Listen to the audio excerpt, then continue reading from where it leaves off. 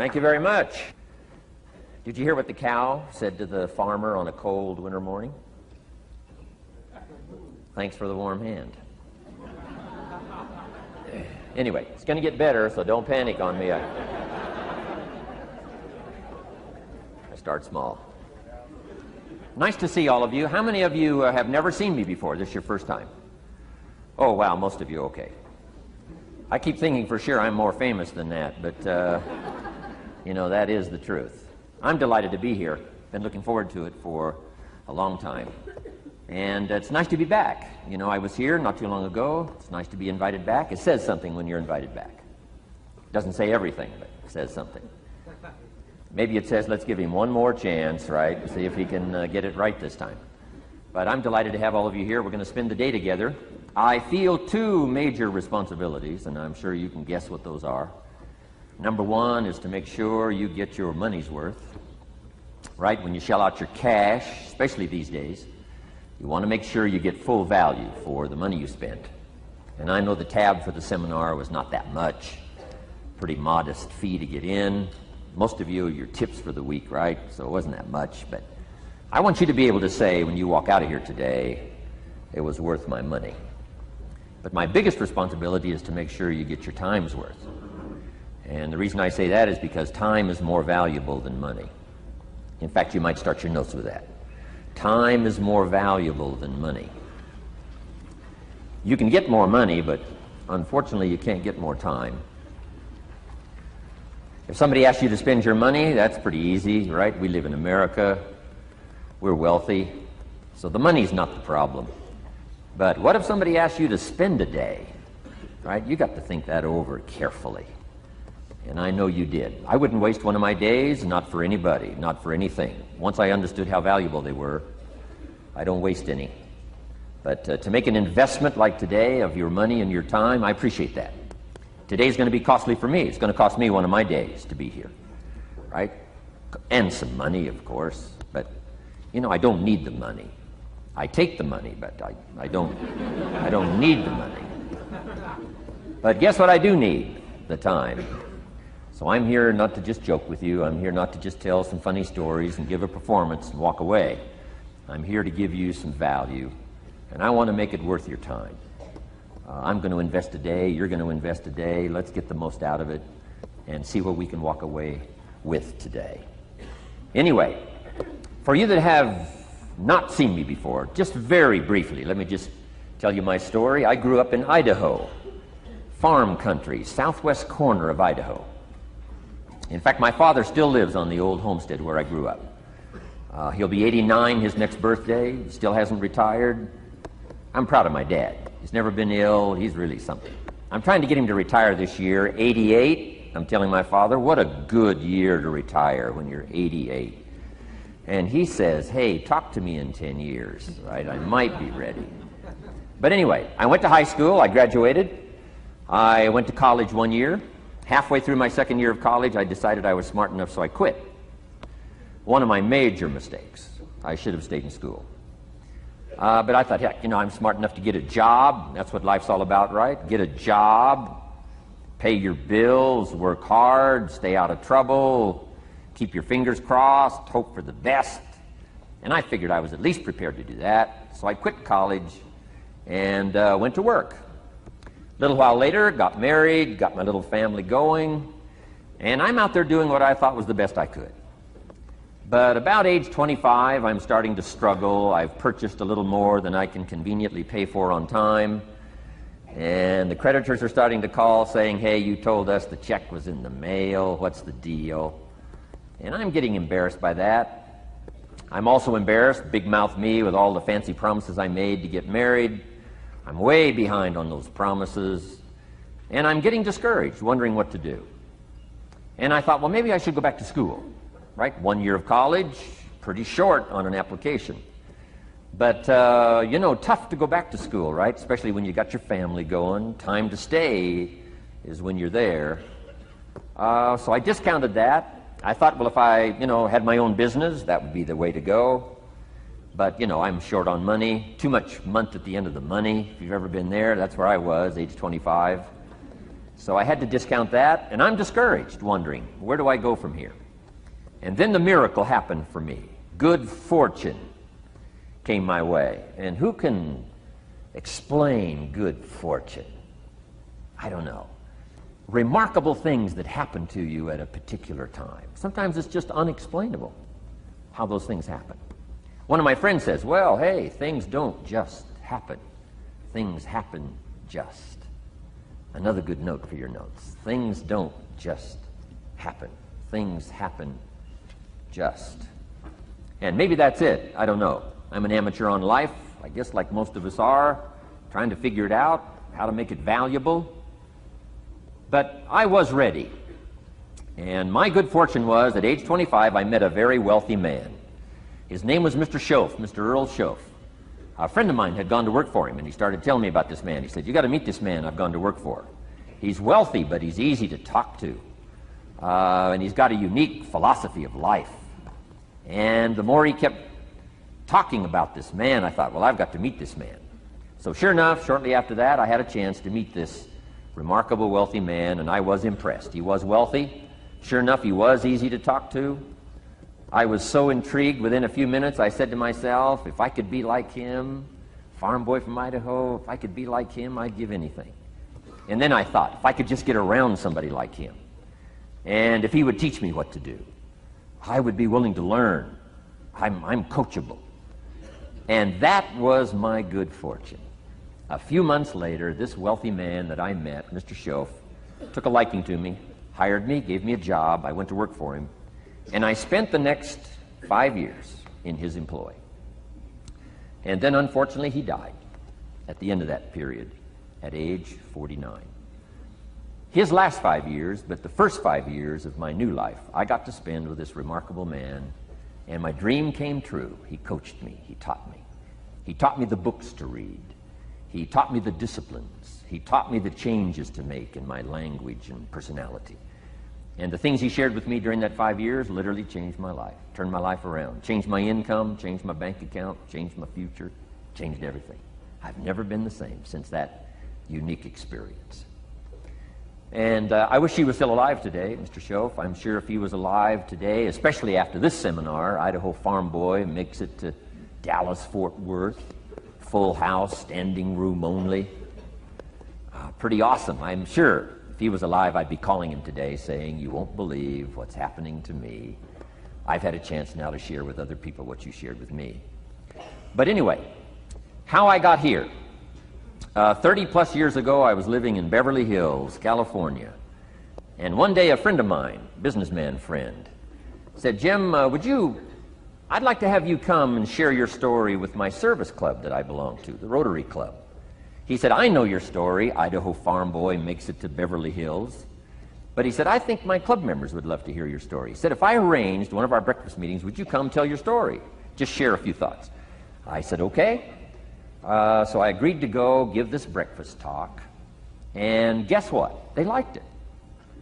And my telephone rang. I got another call saying, we heard you've given your story and shared some ideas. Would you come talk to our club? First thing I know, I'm starting to devote a piece of my business time to giving these talks.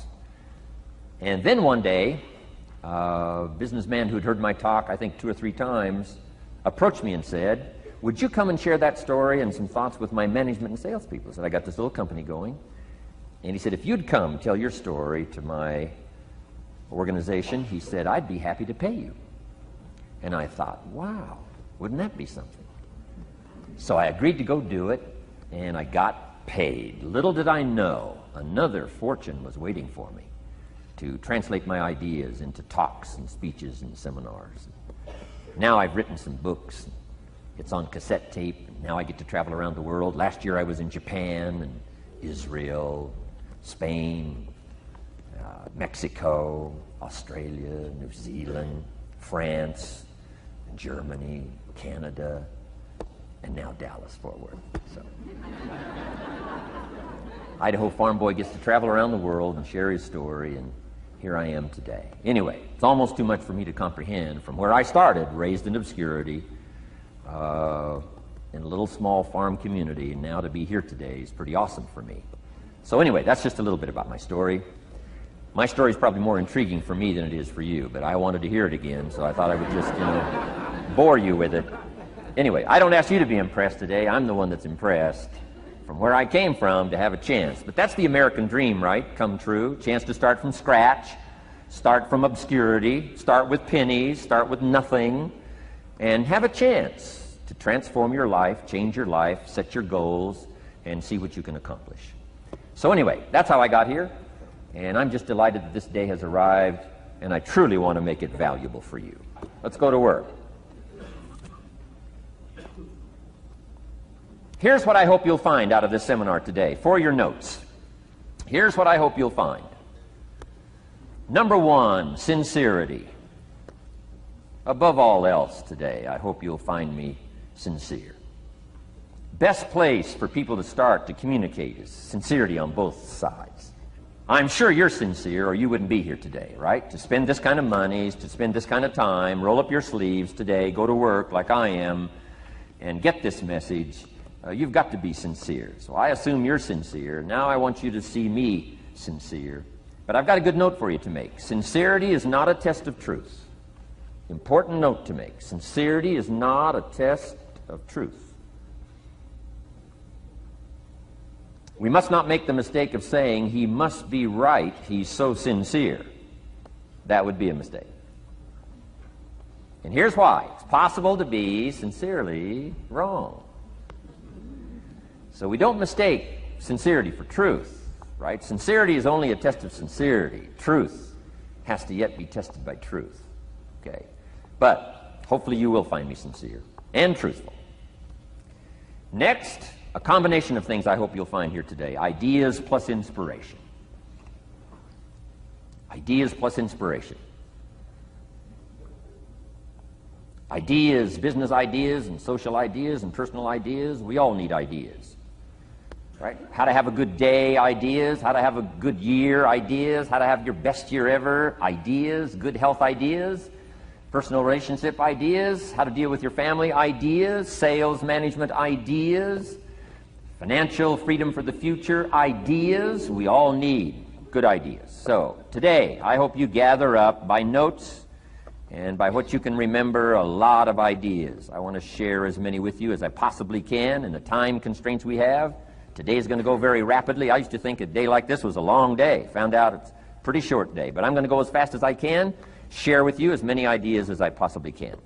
And here's why. Ideas can be life-changing.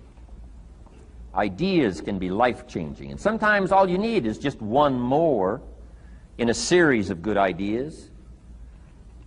It's like dialing the numbers into the lock. Right? You got 5 or 6 numbers dialed into the lock. The lock still won't come open, but you don't need 5 or 6 more numbers. Maybe you just need one more, and maybe a seminar like this could do it. A sermon could do it. The lyrics from a song could do it. The dialogue from a movie could do it. Conversation with a friend might do it. That one last piece you need, number. Dial it into the lock, that's it. The lock comes open, there's the door for you to walk through.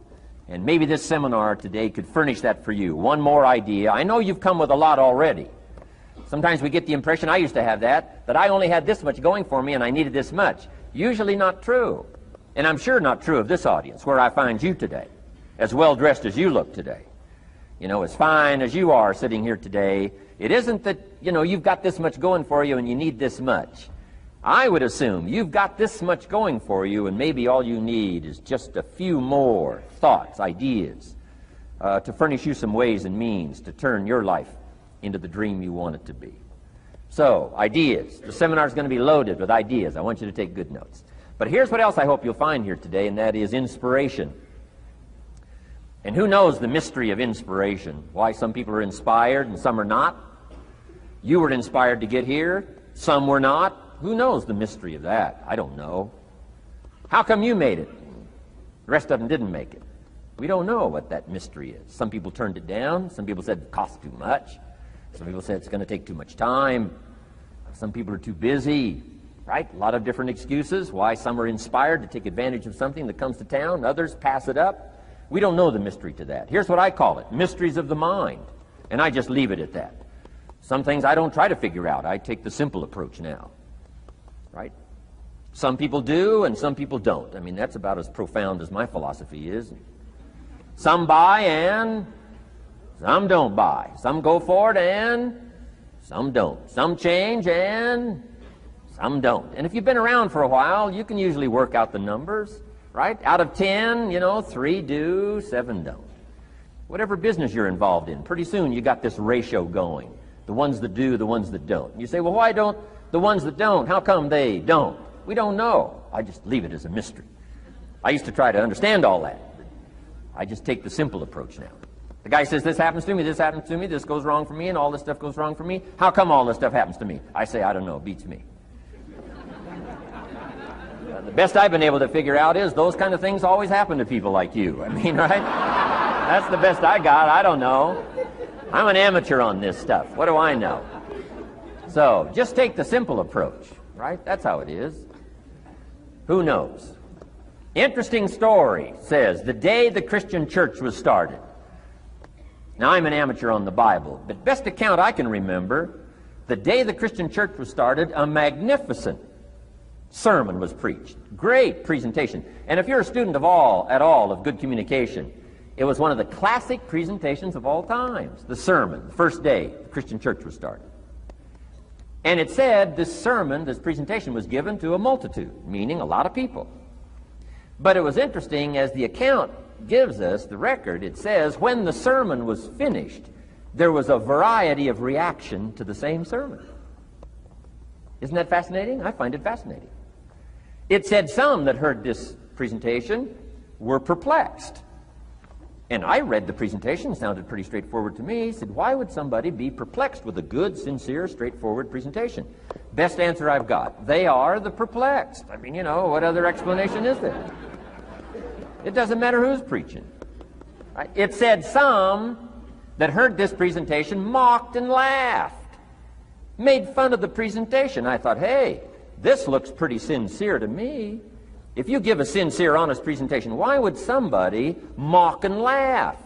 Easy explanation. They are the mockers and the laughers. What else would you expect them to do? Right? I used to try to straighten all that out. Say, well, they shouldn't do that. I don't do that anymore. I've got peace of mind now. I can sleep like a baby, not try to straighten all this stuff out. I used to be so naive. I used to say, well, liars shouldn't lie. See, how naive can you be? Of course they're supposed to lie. That's why we call them liars. They lie. They lie. So I don't straighten this stuff out anymore. Anyway, it said some that heard this magnificent presentation didn't know what was going on. And they're usually easy to spot. They're usually saying, what's going on, right? I mean, they don't know what's going on. But interesting, right? A variety of reaction to the same sincere, honest presentation. Now, it also says, in wrapping it up, some that heard the presentation believed. And I think that's who the speaker was looking for, the believers. Interesting. Now, it said the number of believers was about 3,000. So, pretty good first day. 3,000. I've had some first days, but I never had 3,000. But anyway, 3,000 were believers. And that's, the speaker was looking for the believers out of this multitude. And that's about as close as we can come to understanding the mystery. Some believe, and some mock, and some laugh, and some are perplexed, and some don't know what's going on. And you just have to leave it that way. Why? Because that's the way it's going to be. The way to be brilliant is to find out how it's going to be and then say, here's how it should be. I mean, that's how you become brilliant. So, anyway, who knows the mystery? I call it mysteries of the mind. We don't understand. But I don't try to change it anymore. On this particular story, as far as we know, they didn't have classes after the presentation to try to de-perplex the perplexed. I mean, as far as we know, they left them perplexed. They left the mockers mocking. They let the laughers laugh. I mean, they didn't come back and try to straighten all this out. You say, well, how can you build a church? Well, make another presentation, and you'll get some believers and some mockers and some laughers and some who don't know what's going on. So that's about the best we can do. So, but I'm glad I've got the believers here today. You believed enough to shell out your cash and part with your time and some of your effort and energy, and I appreciate that. So, hopefully you'll find some inspiration here today. All right? To get the most out of today, a couple more notes. Number one, be thankful. That's a good way to capture the most of a day like this. Be thankful for what you already have. That shouldn't be any problem in America, being thankful. Everything we need is available in America. Everybody wants to come here, right? The last time I was here, that little presentation I gave, everybody wants to come here, America. People haven't plotted and schemed the last 40 years saying if I could just get to Poland, everything would be okay. No, everybody wants to come to America. Why? Everything's available here. All the books you need, all the sermons you need, all the churches you need, all the schools you need, all the instruction you need, all the inspiration you need, all the capital you need, all the markets you need, all the challenge you need, all the information you need, all the seminars you need. Everything's available here. This is America. So number one, let's be thankful for what we already have. Thanksgiving does this, opens up the doors, opens up the windows, opens up the channels. Thanksgiving for what you already have. I did a seminar one weekend up at the ranch, up at Clear Lake. Got a lodge up there. Nice setting, high valley, high serenity ranch. For the weekend, Friday evening, Saturday, Sunday. People drove in from around California. I got there late Friday afternoon. Everybody had pretty well already gotten there. I couldn't believe the parking lot. Continentals and Eldorados and Mercedes and Cadillacs and unbelievable. Ferrari, one Rolls Royce, unbelievable. I walked in, good-looking crowd about like this, sitting there ready for the weekend seminar. My opening remarks were, ladies and gentlemen, I think the rest of the world would find it strange that we have all come here this weekend to try to figure out how to do better. Right? I think the rest of the world would say, I don't understand. Guy in his Rolls Royce saying, I got to get to the seminar, find out how to get another one of these Rolls Royces. Unbelievable. Anyway, let's be thankful. Here's what locks up the doors and the channels to receive more: cynicism. That locks you away. That prevents you from learning more. Being a cynic about the past and the future, a cynic about the marketplace, cynical about the people, cynical about the institutions, cynical about the setup, cynical about yourself, cynical about your chances. See, that locks away all the chance for stuff to flow your way.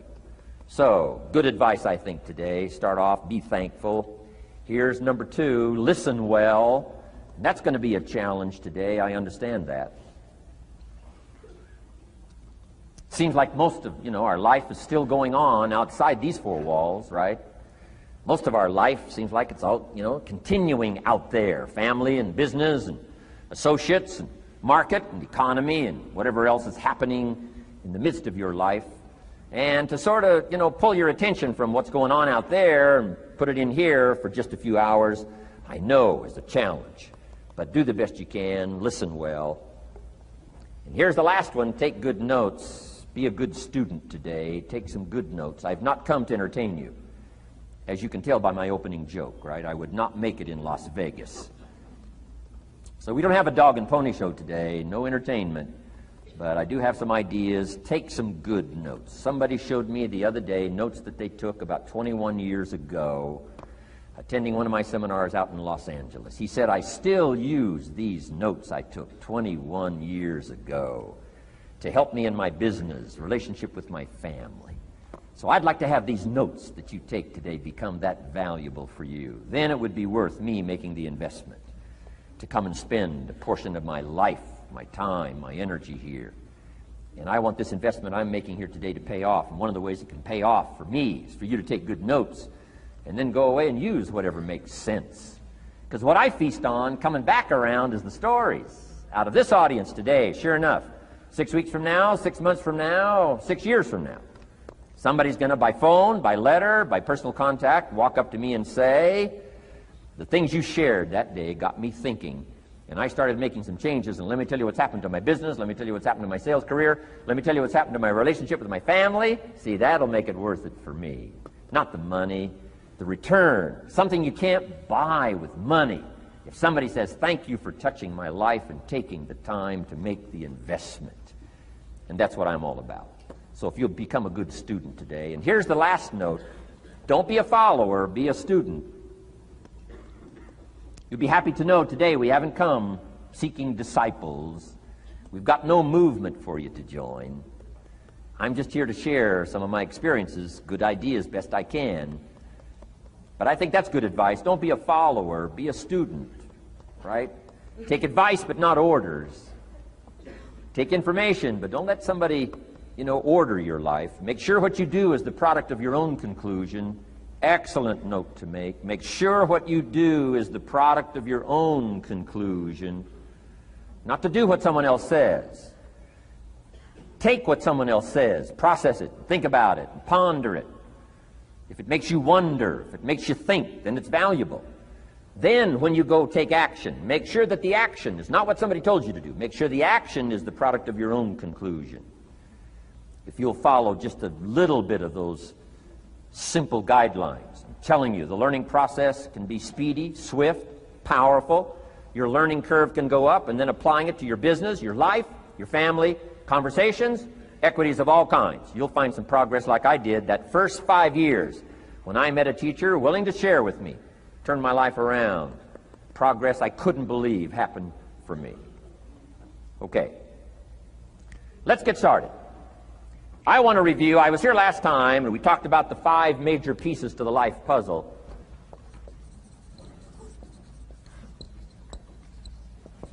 And I just want to review those because it lays such a good foundation for all the rest that I want to share with you today. We got a lot of subjects to cover, so we're going to go rather swiftly, okay? Put on your mental track shoes here and run with me today, because I'm going to deal mostly in concepts. Expect you to, fill in a lot of the details, because I've got a lot to share.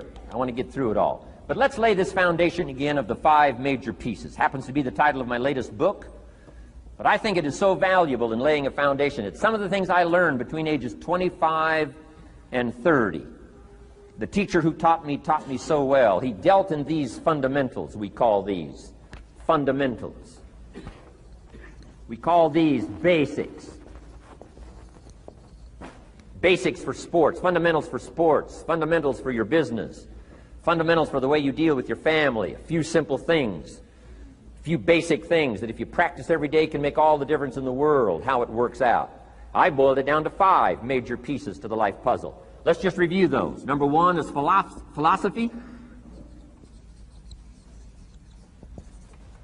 Philosophy, as I taught the last time I was here, philosophy, in my personal opinion, is the major determining factor in how your life works out. Philosophy, the major determining factor in how your life works out. Philosophy. To form our philosophy, you got to think. You got to use your mind. You got to process ideas. And this whole process over a lifetime, starting way back here when we were children, schools that we've attended, our parents, our experiences, all this stuff that we've processed by the thinking process helps to develop our philosophy. And in my opinion, each person's personal philosophy is the major factor in how your life works out. Here's what I called it in that last presentation when I was here. It's called the set of the sail. Each person's personal philosophy is like the set of the sail. Now, I used to think it was circumstances that ordered my life. If someone would have asked me at age 25, Mr. Rohn, how come you're not doing well? Pennies in your pocket, creditors calling, nothing in the bank, behind on your promises to your family, you live in America, 25 years old, got a beautiful family, every reason to do well, and things are not going that well for you, what is wrong here? It would not have occurred to me to blame my philosophy. I mean, it would not have occurred to me. Saying, well, I got this lousy philosophy, and that's how come I got pennies in my pocket and nothing in the bank, and things aren't working well. That would not have occurred to me. I found it much easier to blame the government. Much easier to blame the tax problem. I used to say taxes are too high. Top tax rate when I first started paying taxes, 91%. Back then, when your income reached a certain level, all your income over that, 91%. So I used to say that's too high. Now the top tax rate's about 33%. But people are still saying what? Taxes are too. See, but you can't use that anymore. If it's gone from 91 to 33, how could it be too high? Come on. I threw all that old excuse stuff away. Some people found it, though, and they're using it these days. My old list. I used to blame the traffic, the weather, used to blame circumstances, right? People say I'm too tall, I'm too short, I'm too old, I was raised in obscurity, raised on a farm, parents of modest means, all the stuff. If you were to ask me, how come you find yourself here, Mr. Rohn, age 25, living in America, land of abundance and opportunity, pennies, zero in the bank, not doing well, creditors calling, it would not have occurred to me to blame my philosophy. I found it easier to blame the company policy. I used to say, if this is all they pay, how do they expect you to do well? So I figured that, my future was going to be tied to what everybody else was arranging, the economy and, right, interest rates. I used to say things cost too much. That was my whole explanation, not my philosophy, until my teacher taught me better that this is where the problem was, my own personal philosophy. Here's what's exciting about each person's personal philosophy. That's what makes us different than dogs and animals and birds and cats and spiders and alligators. That's what makes us different than all other life forms. The ability to think, the ability to use your mind, the ability to process ideas, and not just operate by instinct. In the winter, I'm telling you, the goose can only fly south. What if south doesn't look too good? Tough luck. It can only fly south. But see, human beings are not like a goose, can only fly south. I mean, you can turn around, go north, you can go east, you can go west, you can order the entire process of your own life. And we do that by the way we think. We do that by exercising our mind. We do that by processing ideas and come up with a better philosophy, a better strategy for our life, goals for the future, okay? Plans to achieve those goals. All this comes from developing our philosophy. Philosophy helps us to process what's available. Well, when we get here, we got seed, and we got soil, and we got some rain, and we've got some what? Sunshine, and we've got some seasons, and what? The miracle of life. Now, the key is, what do you do with all this stuff?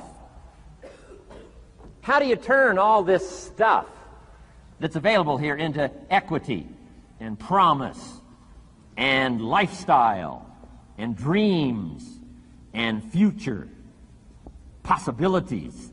All of this that's possible now with human beings, how do you take all this stuff and turn it into this equities and values? Well, it starts with philosophy. What is the seed? What is the soil? What is the sunshine? What is the rain? Is it possible to take some of each of all the stuff that's available and turn it into food, and turn it into value, and turn it into nourishment, and turn it into something spectacular and unique that no other life form can do? And the answer is yes. But you cannot deal with all this stuff and what to do with it unless you start refining your philosophy. Think, use your mind, come up with ideas, and strengthen your philosophy. So the seed and the soil and the rain and the sunshine, this is called, the economy and the banks and the money and the schools and everything that's available out there, processing information, what to do with all that, and turn it into equity and value. That is the major challenge of life, my personal opinion. So each person's personal philosophy now is going to determine what you're going to do with seed and soil and sunshine and rain and miracle, the change of seasons. That's it. My personal opinion. Each person's personal philosophy is like the set of the sail. That's what this seminar is for today. Help you to trim a better sail. You don't need a better economy. You don't need better seed and soil. In fact, when it comes to seed and soil and rain and sunshine and seasons and the miracle of life, that's all you got. Now, what if you blame this stuff? Then you're blaming all you got. If you blame the economy, and you blame the schools, and you blame the teachers, and you blame the sermons and the preachers, and you blame, the marketplace, and you blame the company and company policy, what else is there? When some people get through with their blame list, there isn't nothing else. That's all there is. And if you blame the only thing you've got to work with, I'm telling you, it's called mistake colossal in not understanding that that's all you've got to work with. And if this is all you've got to work with, then you don't change the seed, and you don't change the soil, and you don't change the rain, and you don't change the sunshine, you don't change the seasons. Right? Guy says, I'll take 3 springs, 4 summers, 9 falls, no winters. No, you can't fool with this stuff. You got to take it like it comes. Then what do you change to make your life work well? You got to start with your philosophy. Guess what I had to do at age 25 in order to change my own future? I had to change my mind. I had to change my thinking. I had to change my philosophy. I was messed up on what was causing my problem. And once I got that straightened out, that all the stuff I blamed, the government and taxes and the marketplace and the economy and things cost too much, negative relatives, cynical neighbors, once I got rid of that and started going for where the real problem was, which was me, I'm telling you, my life exploded into change. My bank account changed immediately. My income changed immediately. My whole life took on a whole new look and color immediately. And the early results I got from making these philosophical changes tasted so good, I've never stopped the process from that day until this. And I'm telling you, with a little consideration of the refinement of your sail, by setting a better sail, refining your philosophy, your whole life can start to change from today on. You don't have to wait till tomorrow. You don't have to wait till next month. You don't have to wait till spring. You don't have to wait till 93. You can start this whole process immediately. I recommend it. Now, some people do so little thinking, they don't even have their sail up. I mean, you can imagine where they're going to wind up at the end of this week, at the end of this month, at the end of this year. Now's the chance to change, process all this information. So number one is philosophy. Okay. And we dealt with all that, where we get ideas from personal experience, from other people's experiences. I don't want to get into all those details because we covered that the last time I was here. But philosophy, that's number one, my personal opinion. Each person's personal philosophy. Here's the definition of success and failure. Just make this note. Here's failure. A few errors in judgment, repeated every day. Now, you can automatically assume, Mr. Rohn, I say, I can understand that. A few errors in judgment repeated every day. For 6 years?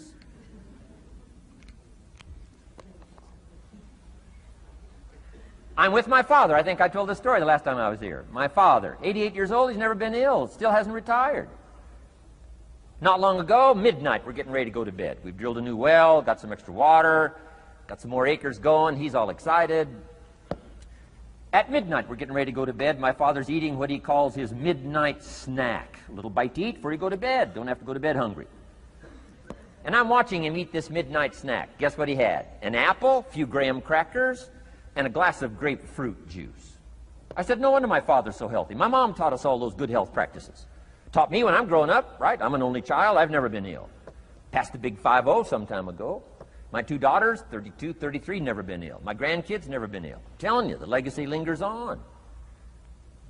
As I watched my father have this midnight snack, suddenly it occurred to me.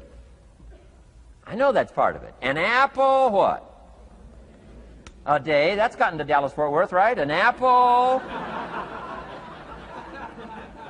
An apple a day keeps the doctor away. Good question for this intelligent audience. What if that's true? You say, well, Mr. Rohn, if that's true, that would be easy to do. Then what's the problem? It's easy not to do. It's easy not to adopt it as your own personal philosophy. Or the guy messed up the saying. Guy says a Hershey bar a day. Say, no. No. You've been watching too much television. It is not Hershey bar. You got to be smarter in philosophy than to fall for the Hershey bar a day when it's an apple a day.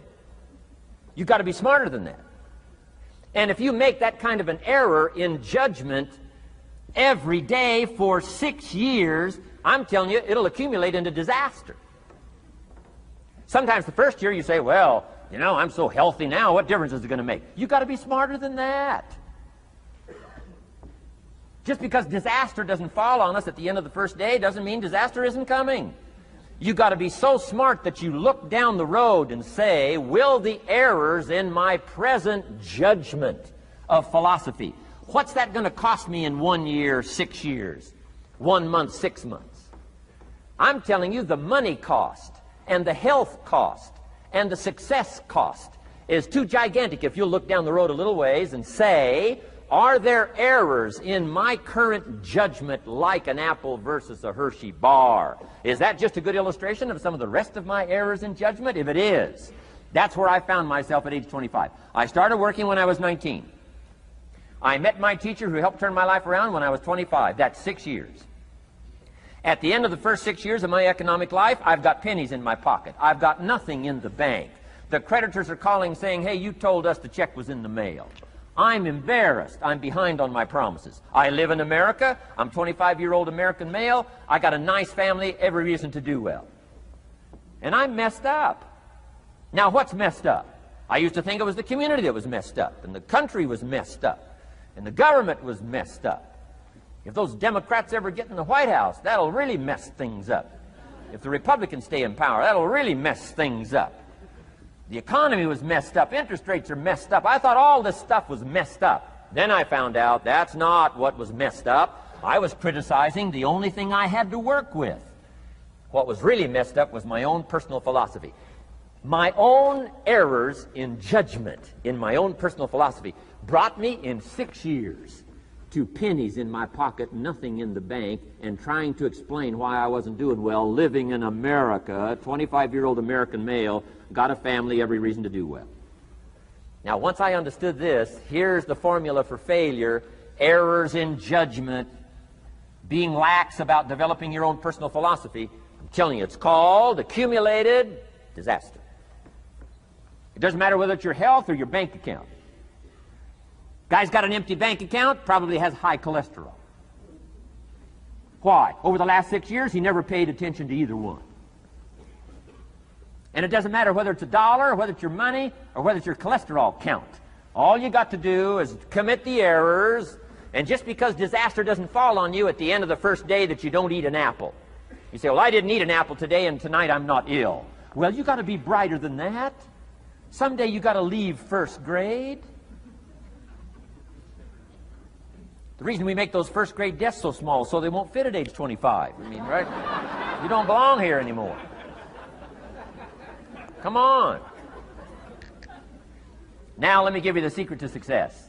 The formula for failure: a few errors in judgment repeated every day for 1 month starts the weakness, starts the disaster process. You can imagine what happens in 6 years. Now here's the formula for success: a few simple disciplines practiced every day. And you've started a whole new process called a whole new life. A few simple disciplines practiced every day. And if you decide today to go for the apple instead of the Hershey bar, I'm telling you, you have begun the process of turning your life around. And if you keep up that process, not only with your health habits, but with your money habits and with your communication habits, with your sales habits and management habits and every other habit that you've got, if you'll start that process, eliminate the errors and replace it with disciplines practiced, I'm telling you, you can start this process of life change immediately. After today, you don't ever have to be the same again. Only by choice. You don't have to walk out of here the same as you walked in today. Only by choice. You can start a whole new process. And you say, well, Mr. Rohn, is it that simple? Yes, it's that simple. Where else would you start but with an apple? You don't have to start with something staggering. What if you should be walking around the block for your good health and you don't? What'll that do in 6 years? I'm telling you, the word is disaster. You could and you should and you don't. Here's an even stronger word. You won't. I mean, don't might mean you're careless. Won't probably means you're stubborn. And either one's called disaster. Could, should, don't. I'm telling you, that's why at the end of 6 years, I found myself with pennies in my pocket, nothing in the bank, creditors calling. Could, should, won't. Could, should, don't is called disaster. Now, how do you change all that? The next 6 years, I got rich. The next 6 years, I became a millionaire. By the time I'm 31, I'm a millionaire. How about that? You say, well, Mr. Rohn, what happened? Well, strangely enough, during that second 6 years of my economic life, the government was about the same. I'm telling you, taxes were about the same. My negative relatives were the same. I'm telling you, the economy was about the same, and prices were about the same, and everything else was about the same. Circumstances were about the same. Then how come I got rich? How come I totally changed my life? I was not the same. Somebody says, well, what did you go to work on to do all that? I started with my philosophy. I started amending my errors by doing some better thinking, changing my mind, coming up with ideas that I didn't have before I met my teacher. And once that whole process started for me, I'm telling you, I changed my whole life. Within a 6-year period, I was never the same. And I've kept up that process all these years. One of the reasons why I'm here is to continue my craft. I don't want the day to come someday somebody says, you should have heard Jim Rohn 10 years ago when he was really terrific. Guess what I want people to say? I heard him 10 years ago, but you should hear him now. I'm telling you the man works on his craft. I'm telling you the man's done some extra reading. I'm telling you the man doesn't miss a trick. I'm telling you he's worked hard on himself. That's why he's able to deliver like he does. The same thing can happen for you as a teenager. It can happen to you as a mother, as a father, as a business person, as a salesperson, running a business.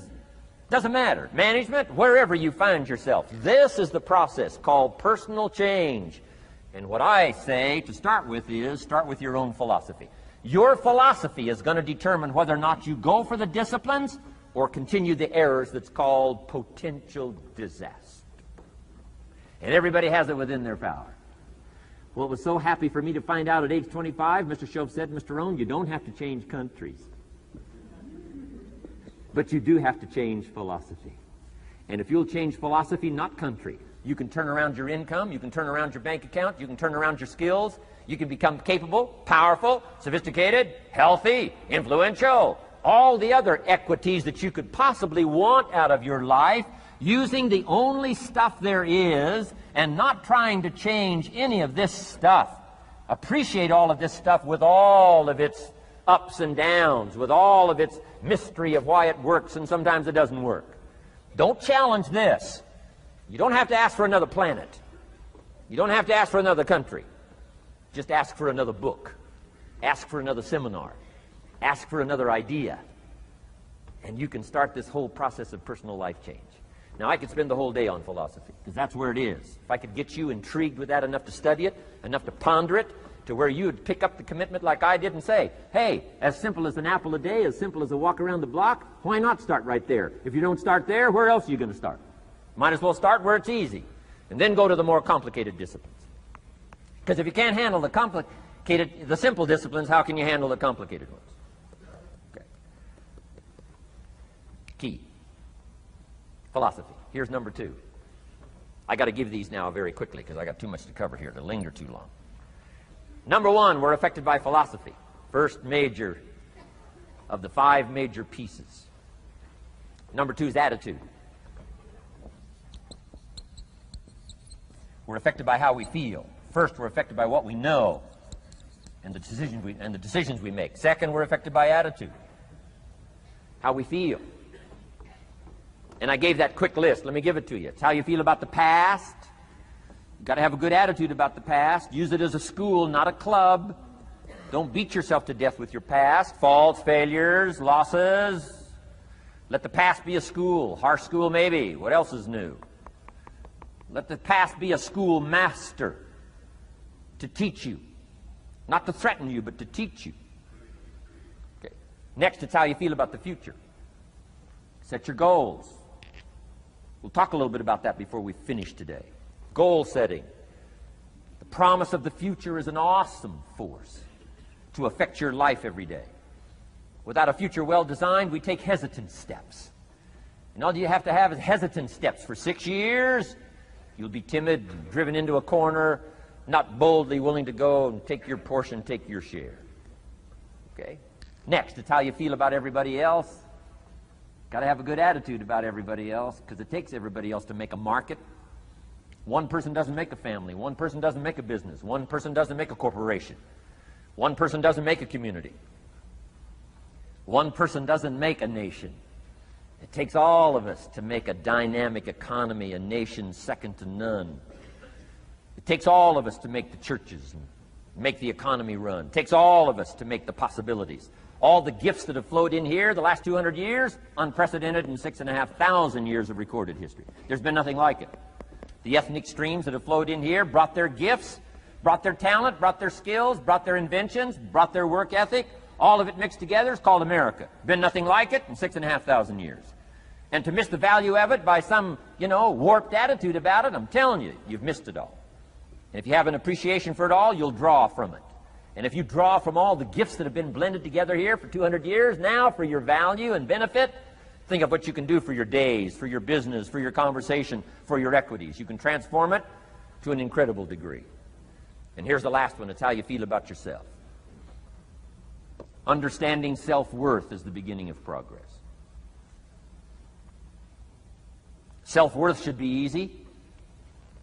If one of us can do it, all of us can do it. If anybody can think it, we all can think it. I can read, you can read. I can understand, you can understand. From where I came from, the few simple things I did and tried revolutionized my life in 5 years. There isn't anybody here that can't do it. Change from pennies to fortune. Change from nothing to something. Change from broke to rich. Anybody in this room can do it. If any of us can do it, we all can do it. That's the kind of value you should place on yourself. If Jim Rohn can understand it, I can understand it. If he can read, I can read. If he can find it, I can find it. If he can change, I can change. If he can get it done, I can get it done. That's the attitude about yourself. So valuable. Okay? Now, in transforming our lives, we don't start with attitude. We don't start with the inspiration here. We start with education. Somebody says, well, I expected you just come get motivated today. Well, that probably won't do it. Somebody says, by now we should be standing on the chairs, waving a flag, singing the old gray mare. Get going here. No, that's not where you start. Life change does not start with inspiration. Life change starts with education. You've got to be educated to the point of where you might have messed up. My teacher put it in blunt, simple language. He only went to the 9th grade in school, so he put it in simple language I could understand. He said, Mr. Rohn, after 6 years living in America, healthy American male, 25 years old, been working 6 years, 1 year of college, pennies in your pocket, nothing in the bank, behind on your promises. Shoaff said, I just got one simple explanation for that. You've messed up. Now, I could understand that kind of language. Substitute a Hershey bar for an apple means you've messed up. Should walk around the block, could walk around the block, won't walk around the block. You have messed up. And all you got to go is right down through the list. Don't need some teacher to come by and tell you. Be your own best teacher saying, hey, let me make a list of some places I've messed up. Because if I let this down, that probably affects the rest. And the answer is, that's true. So we don't start with inspiration. We start with education. Somebody says, well, just motivate this guy. He'll be all right. Just motivate him. Get him turned on. Probably not. If a guy's an idiot, you motivate him. Now you got a motivated idiot. No, he won't be all right. So we start with education. What's the first education? If it isn't going well and you live in America, you have messed up. You don't need to change countries. You say, well, the country's messed up. That's like cursing the soil and cursing the seed and the sunshine and the rain, which is all you got. Don't curse all you got. When you get your own planet, you can rearrange this whole deal. But this one, you got to take like it comes. So number 2 was attitude. Here was number 3, activity. This is the work part, the labor part. Taking action. And the activity is the miracle working piece. A miracle being something we don't quite understand how it works doesn't mean it doesn't work. It means we just don't quite understand how it works. Miracles work. God says. Now, I'm an amateur on God, but here's my best analysis. God says, if you'll plant the seed, I'll make the tree. Now, that's a good arrangement. Number 1, gives God the tough end of the deal. What if you had to make the tree? That'd keep you up late night trying to figure out, how do you make a tree? Say, no. I'm telling you, the mystery and the miracle of this stuff has already been set up. God says, I got the miracle going, I got the seasons going, I got some sunshine and some rain, and I'm God. But the way I've arranged that, I just need somebody to plant the seed, not chant. In California, they're trying to chant to get this stuff done. Forget this California stuff. You don't have to rub a crystal and sleep under a pyramid. This stuff's too easy. Getting rich is too easy. Changing your life is too easy. Forget all that. Right? Massive bombard, affirmation, forget all that. My opinion. Ocean waves and seagulls? Come on, this stuff's too simple. Just simple, easy stuff. But if you neglect it, that's how it piles up year after year. But if you're willing to straighten it out, and here's one of the keys. It's called activity. It's called disciplines. Turning wisdom from your philosophy and inspiration, the strengthening of attitude and faith and courage, commitment, and all this stuff that comes from attitude. If you're willing to take these two qualities, philosophy and attitude, and invest it into activity, you can have a miracle. Anything short of that, no miracle. Wisdom doesn't perform a miracle. Attitude doesn't perform a miracle. The only thing that performs a miracle of increase called equity is called putting wisdom and attitude into discipline, into labor. And this labor now can perform a miracle. And here's the two parts to the labor. One, do what you can. Number two, do the best you can. Can't give you better advice than that. Number one, do what you can. You just got to go home and make a list after today. And here's the question to ask as you make this personal list. What am I not doing that would be easy to do? That could greatly change my health, my wealth? What am I not doing I'm neglecting that would be easy to do? Just go home and answer that question personally. You don't have to put the answers on a public bulletin board. This is just all personal stuff. From the walk around the block to the apple to what to do with your money, which we're going to cover today. What does a child do with $1? We're going to cover that today. Errors in judgment, disaster. Few simple disciplines, wealth beyond imagination. And if you'll pick up the activity part, the miracle working part, plant the seed part, take care of your part. The soil will take care of its part, and the seed will take care of its part. The seasons will take care of their part. The miracle will take care of its part. If you'll take care of your part, called putting it into activity, action. Works miracles. 2,000 years ago, on April 13th, one of Jesus' disciples. Now again, I'm an amateur on the Bible, but best as I can remember it, one of Jesus' disciples said to Jesus, "It's time to pay our taxes and we don't have any money." That's how come I know it was about April 13th.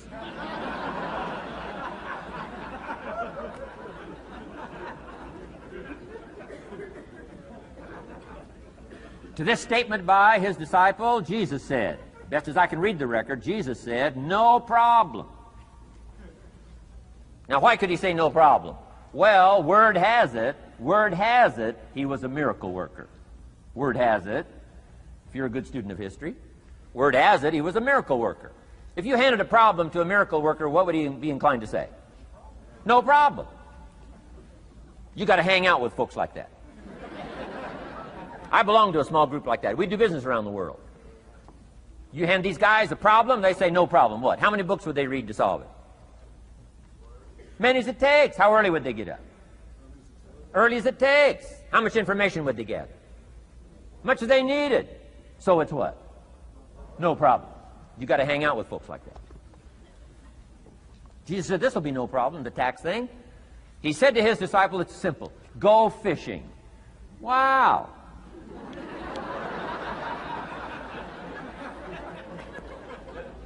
Now that was easy for this particular disciple. His name was Peter. And Peter was a fisherman. How clever. How clever. But here's the real problem. If you should fish, and you could fish, and you don't fish, you got no miracle. You could change, you should change, you won't change. That's called accumulated disaster. In 6 years, you'll be explaining instead of celebrating. Having some ragged list like I had, reasons for not doing well, pennies in my pocket.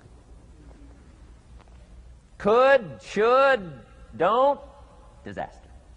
And if you'll just start the process of change, could, should, and will, you can start this whole process. And if you will, then put it into action.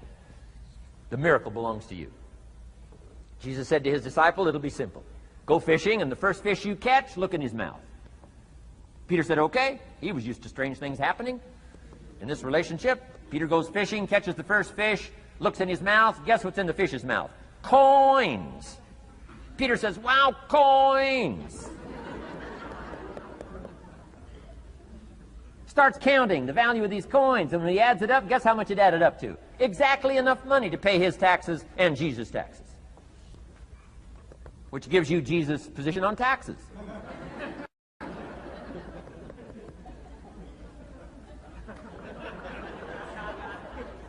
Okay. Now we call that what? A miracle, only because